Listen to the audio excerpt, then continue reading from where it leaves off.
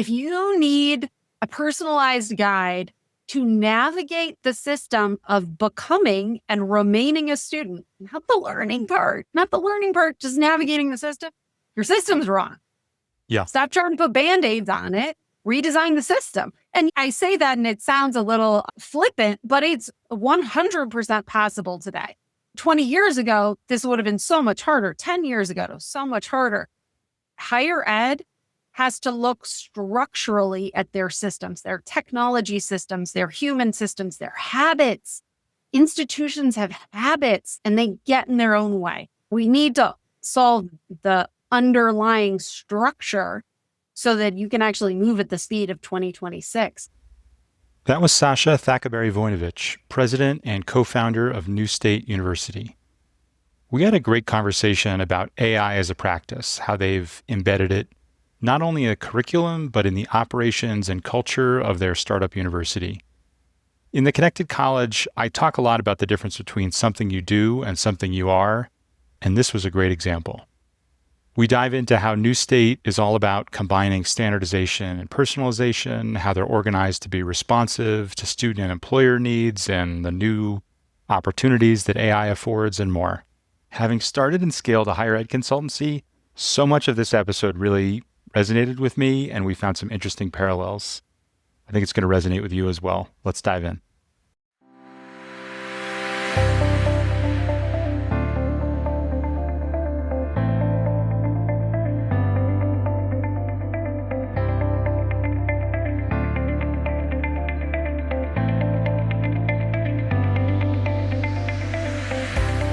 Welcome to the Connected College podcast. I'm your host, Elliot Felix. I've helped more than 100 colleges and universities change what they offer, how they operate, and the way they're organized to enable student success. Join me for insightful interviews with higher ed innovators sharing the stories, stats, and strategies to create better connected colleges and universities. Welcome, Sasha. I'm so excited for our conversation about AI as a practice. Oh, thank you so much for having me. It's so exciting what we can do in this day and age with AI. It's almost a miracle. Yeah, it is a practice though. It is. And I think it's often thought of in these separate silos. People are applying it externally. They're thinking about it as content or a skill, and then they're using it in pockets internally in their daily operations, but they're not integrating it. My litmus test is it something you do or is it something you are? And it feels like for you all, like AI is something you are. So I'm excited to dive into that.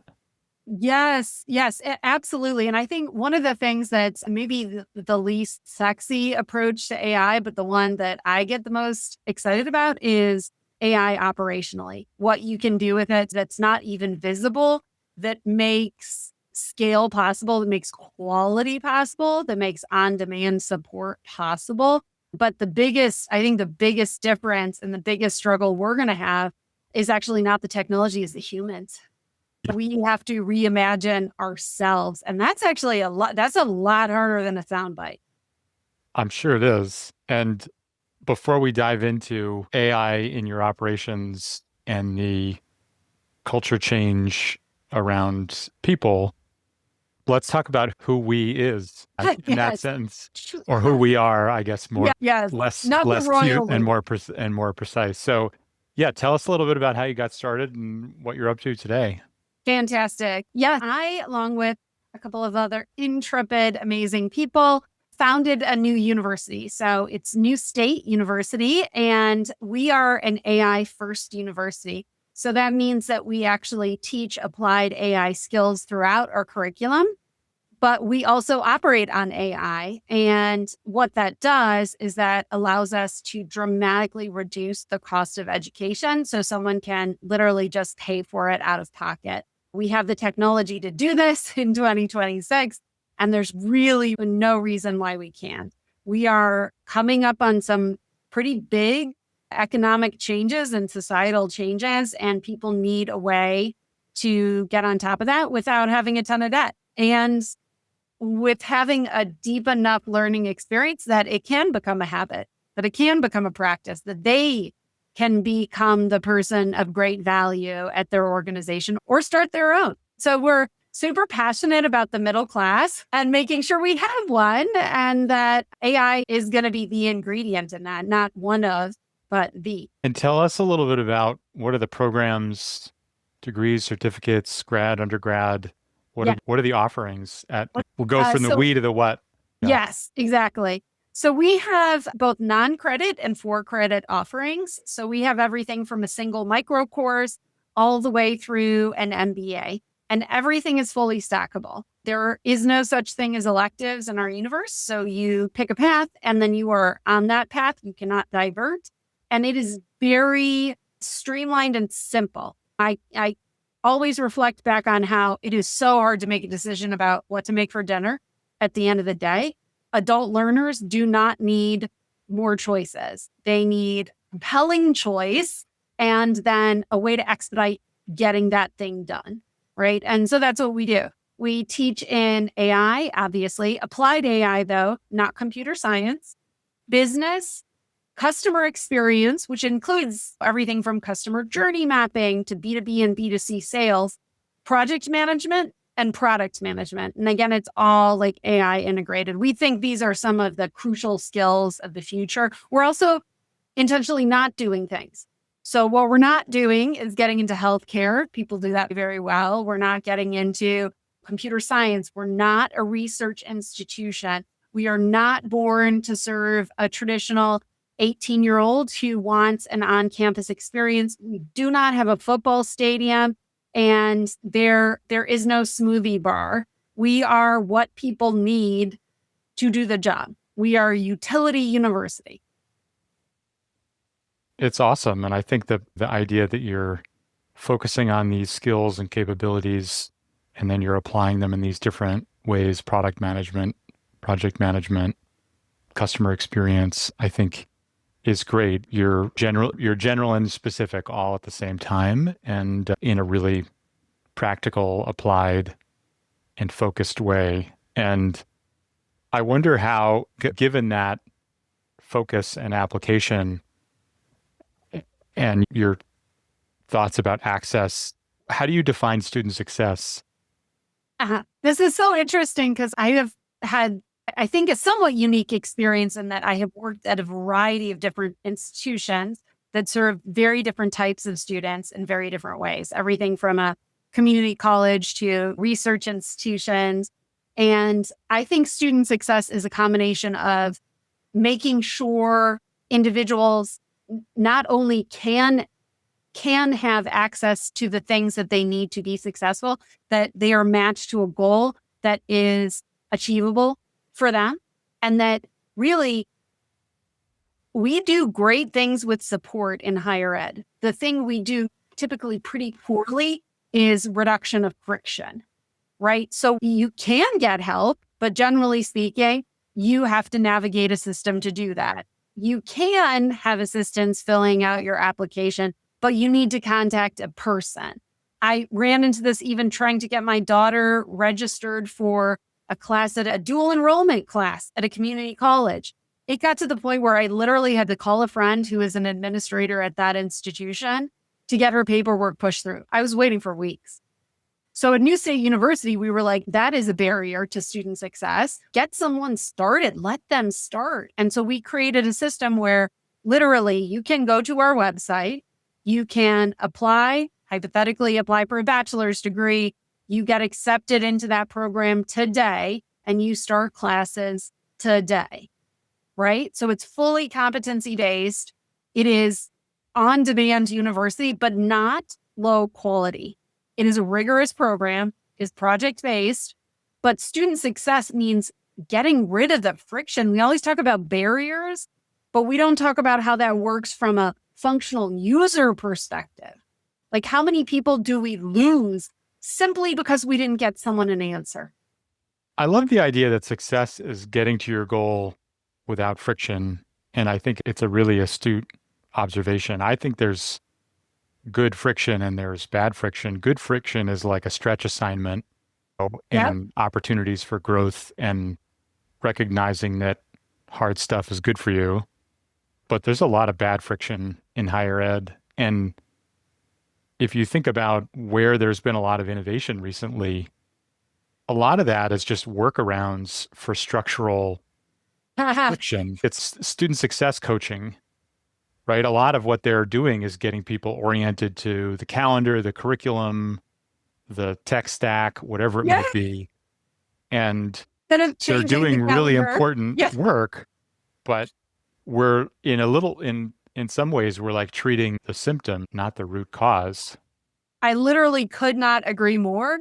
If you need a personalized guide to navigate the system of becoming and remaining a student, not the learning part, just navigating the system, your system's wrong. Yeah. Stop trying to put Band-Aids on it, redesign the system. And I say that and it sounds a little flippant, but it's 100% possible today. 20 years ago, this would have been so much harder. 10 years ago, it was so much harder. Higher ed has to look structurally at their systems, their technology systems, their human systems, their habits. Institutions have habits and they get in their own way. So much of this stuff, like the design of how we support and enable students, it's not rocket science. It's doable. The problem is the structures that have grown up at most institutions don't allow for it. They could, but they don't.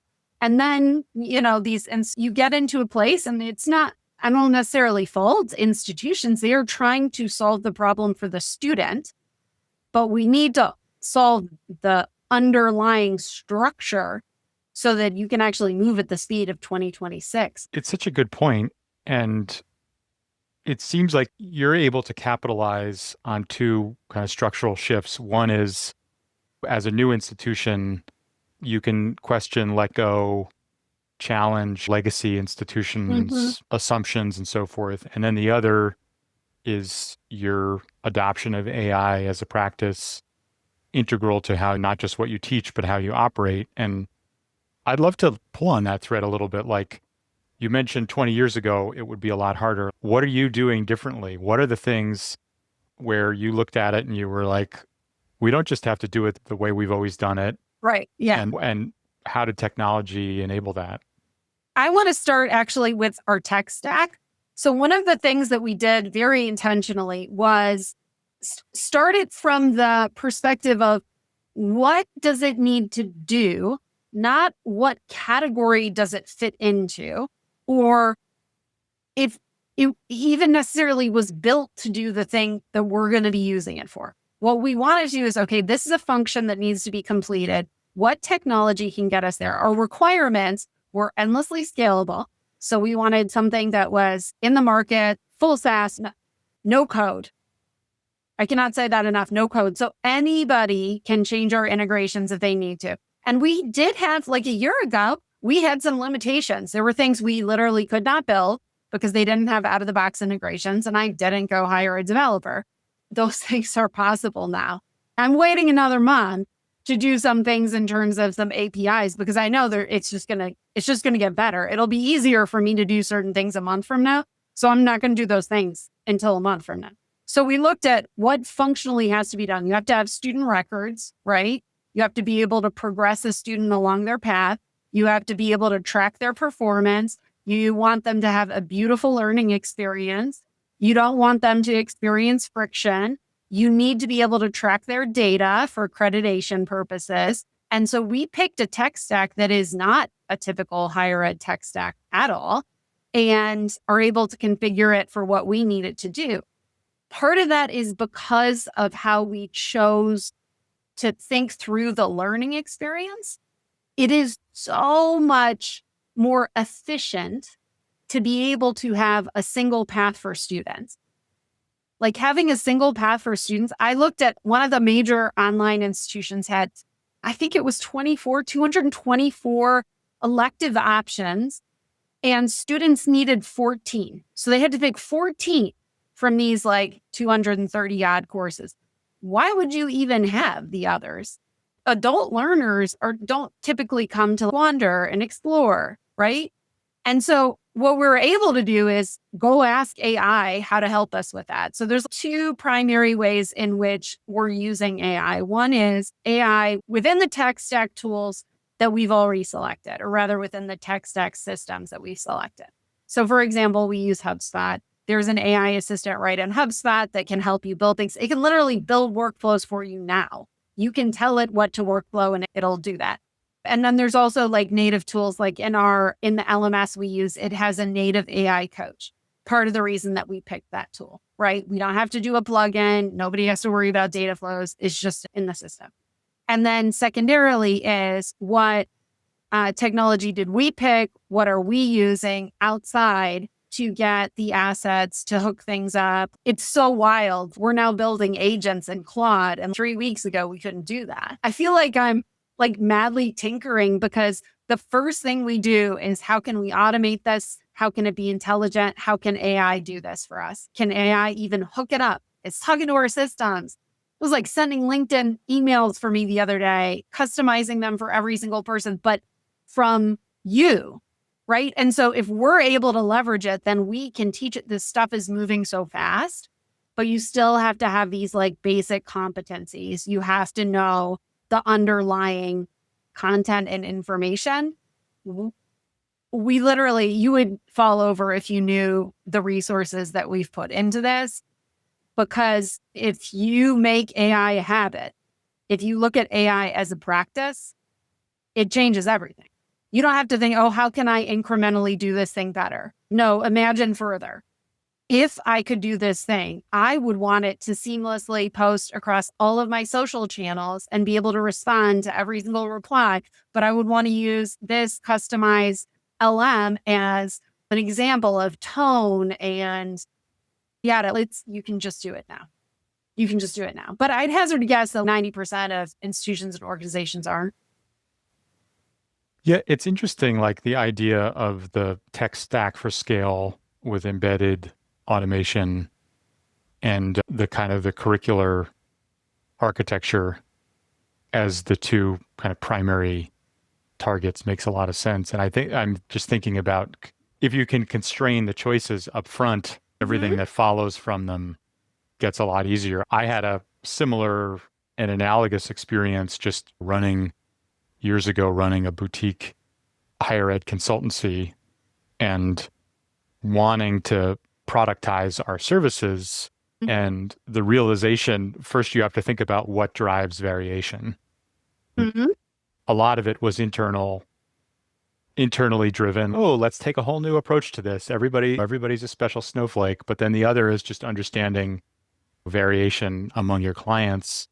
And the way we ultimately cracked that nut was just defining specific service offerings with a specific path, not unlike a curricular path, but figuring out what drives variation in your business and then how you can confine or constrain that in productive ways, I think just makes a ton of sense. And people will have a personalized experience regardless, right? Yeah. So what we're not is building software, right? I think it's hard to do that and build an institution at the same time. It's not a core competency of ours.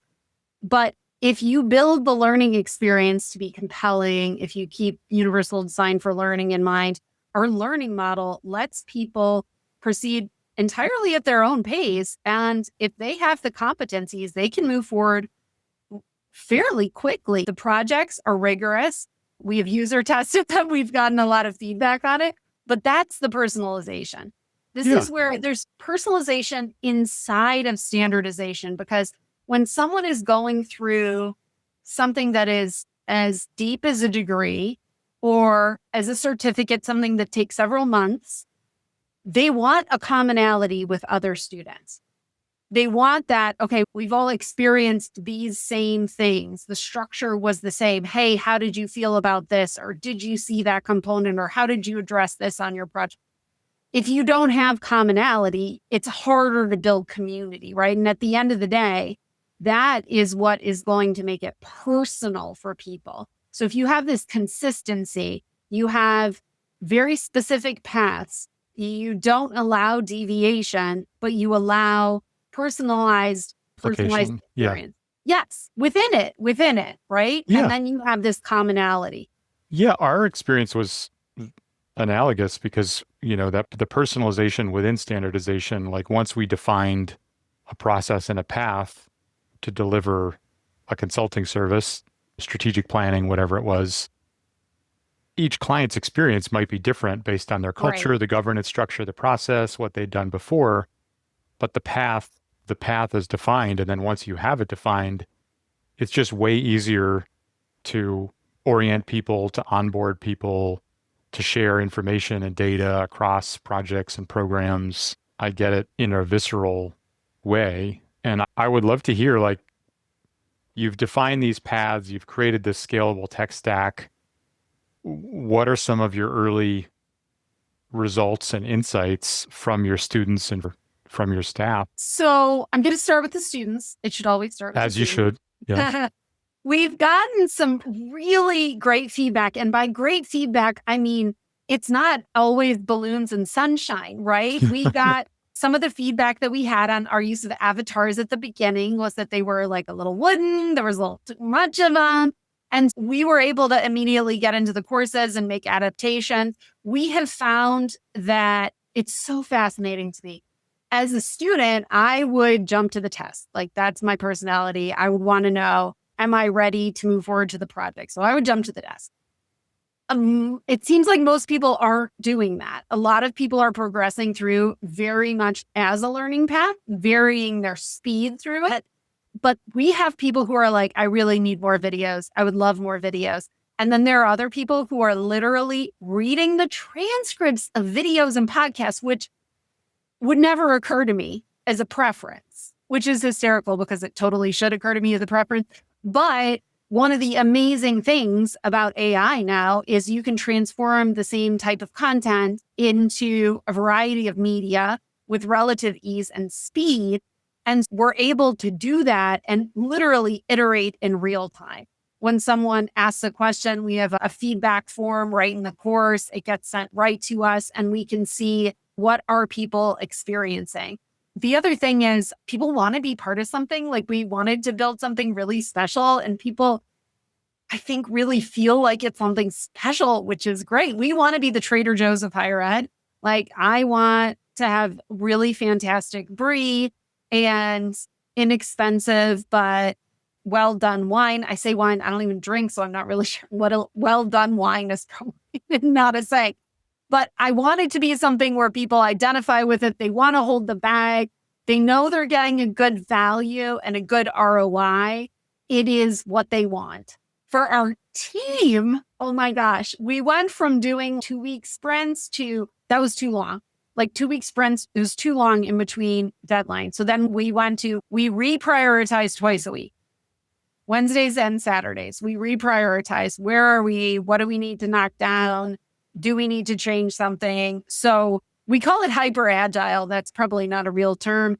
But what we do is because something like a new tool can drop or one of us learns a new way of doing something, and then we have to teach it to the others. It is without a doubt the most fun I have had working in, I think, my adult life because it's literally discovery every single day.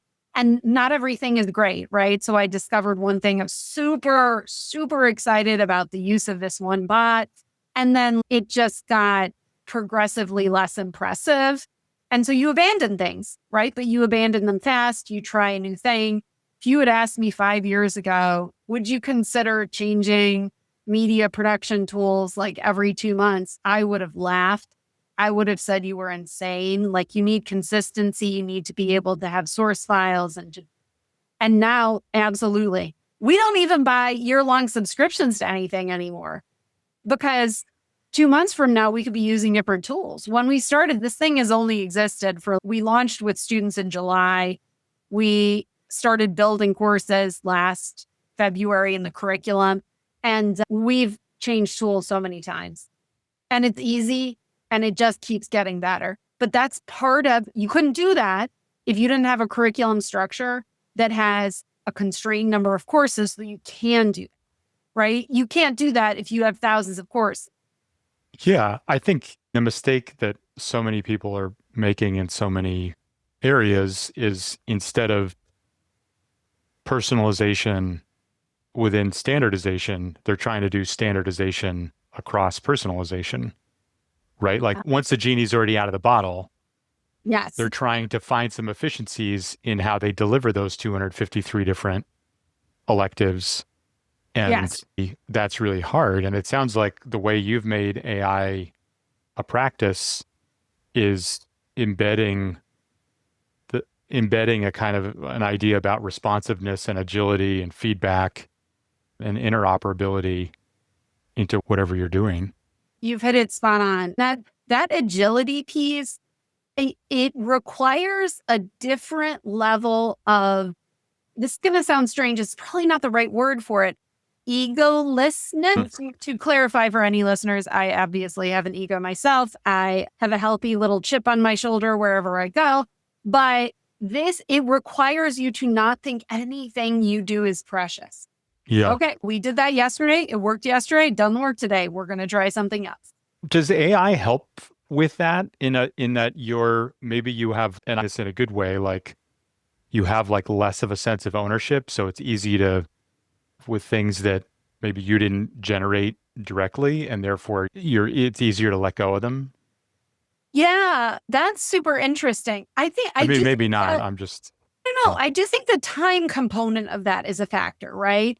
So I think less sunk cost. Yeah. yes. So you get more attached to something the longer you spend on it.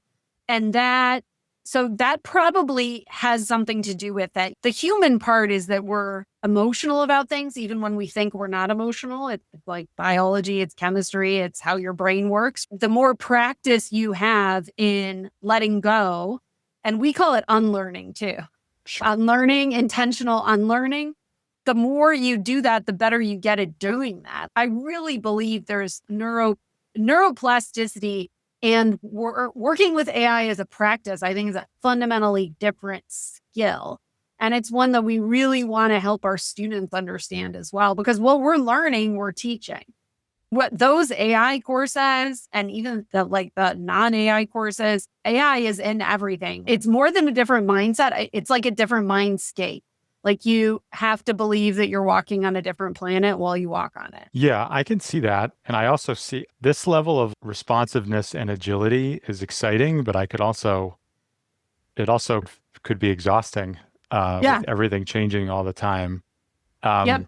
How do you balance your team and your workflow to do that? I remember years ago when I was starting Brightspot, my higher ed strategy consultancy, we used this framework. It was called the Belbin team roles, created by this Australian social scientist. And it was understanding who could play what role, and if they had to, could they do another one, and the other one they could avoid. And early on, we realized we had all big thinkers. We didn't have enough implementers. And one of them was called the monitor evaluator, who, unlike me, who thinks everything is great until I find out to the contrary. So on the one hand, you're in this like emergent space and you're doing all this new stuff and you're changing everything all the time. And on the other hand, you have to have a balanced team and people who love not just moving from one idea to the next, but actually making things happen. So how are you doing that? Well, I would say the first thing is the native competencies and dispositions of the team, right? We've all worked together before, right? So everyone has worked together before. Everybody knows each other really well and each other's strengths and weaknesses. And one of the things that we do is ruthlessly prioritize, right? Because there are a million things you could be improving with AI. You can't do all of the things all of the time, right? So we have set up structurally some constraints of, if this thing cannot happen without the investment of 5 hours, we're not doing that thing today, right? Like things that I love, I have just ripped off my plate because something else is more important right now. So I think ruthless prioritization and knowing your end goal, right? So I don't like the seats on the bus analogy, because really it doesn't matter what seat you sit in on a bus. You're all on the same bus. You're all going to get somewhere. And we always say, get the right to that.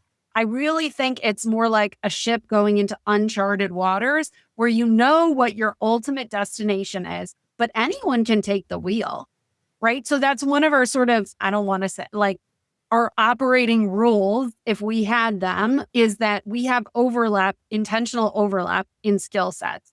So for each of our technologies, we have a primary and a secondary person for each of our sort of like functions. So there's content on the instructional design side. There's also content when it comes to marketing and content when it comes to the website. And so there are these through lines and these overlaps in the tools that we use. And that is what I would say centers us. The other thing is that we are documenting everything. I am a huge believer in the checklist manifesto. What it is, though, it's instructions for future agents too, right? So when you're moving so fast, you have to know the things that have to be done that add value to the customer, that make it possible for your business to scale. But if you're moving fast and lean, you have to document like, how is it that I accomplish this? Because I might not have to do that thing for another 2 months. I don't want to have to relearn it in 2 months. So we do directions and a checklist. And now that we're building agents, guess what? Those look a lot like the instructions that you give an agent to do a series of tasks and next step autonomously based on like other triggers. So that's how we stay centered. And yeah, it is a little exhausting, but that's also the stage of business we're in, right? Like it's going to, as it matures, we will take on different challenges and we will be exhausted by different things. Yeah. And it sounds like thinking about AI as a practice, you're building the muscle memory, right? You're building these habits like ruthless prioritization. That's one of the things I talk about in the Connected College is it's just a great skill for leaders to build. Like just get in the habit. Like anytime you make a list of things, put them in priority order. So people know, 100%. right? Or the other thing I talk about is sunsetting, right? You have to get as good at stopping things as you are at starting them. And Yes.